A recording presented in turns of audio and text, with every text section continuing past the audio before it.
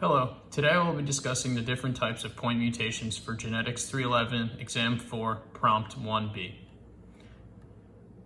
Here you can see an unmutated coding strand of DNA running in a 5' to 3' direction.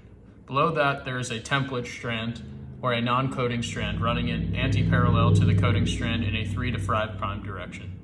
Once transcription has occurred, you can see the stop codon UGA, which is underlined here, showing that transcription ends at that codon.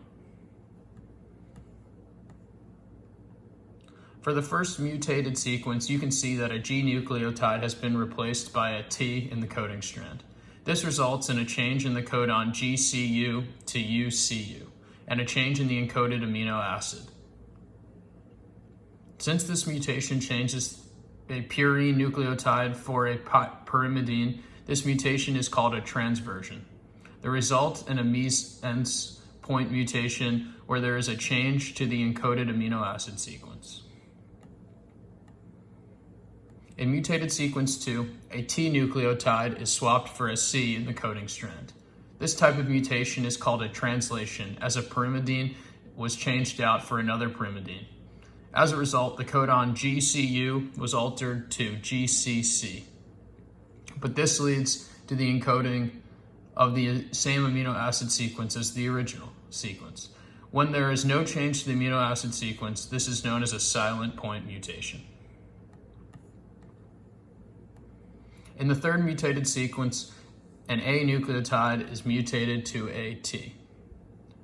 This is another example of a transversion mutation, as the nucleotide was changed from a purine to a pyrimidine. This mutation changes the stop codon to a non-stop codon, as it is altered from UGA to UGU. A mutation that alters the stop codon and allows additional amino acids to be encoded is known as a read-through point mutation.